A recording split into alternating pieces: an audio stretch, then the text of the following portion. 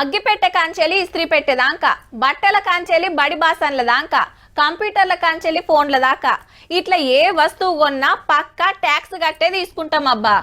మనం కొనే రేటు మీదనే పన్నులు కలుపుకొని అమ్ముతారు. మేం కట్టము కాదు కక్కసం అంటే నడవది. మరి మనం గింత పద్ధతిగా పైసలు చదివిస్తుంటే గవన్నీ ఎటు పోతున్నట్టు ఏమైతున్నట్టు కట్టేటోళ్లకు లెక్క తెలవాలి కదా.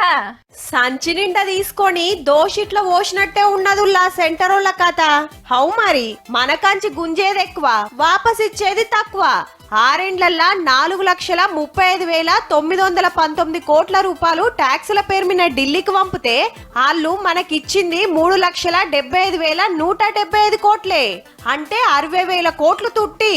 పార్లమెంట్ లా మన బీజేపీ ఎంపీ అరవింద్ సారు గీ లెక్కలు అడిగితే పైసల శాఖ చిన్న మంత్రి పంకజ్ సారే చెప్పిండు కుద్దు.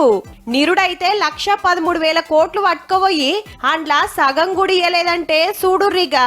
10 ఏడు పన్నులు వసూలు చేసుకునుడు పెరుగుతుంటే తెలంగాణ డెవలప్మెంట్ కి ఇచ్చేది తగ్గిస్తురట సెంటరోళ్ళు.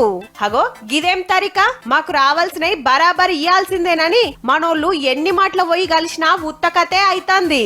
మీదికెళ్లి కొత్త ప్రాజెక్టులకు పర్మిషన్లు వస్తలేవు, కొత్త పనులు ముంగట పడతలేవు.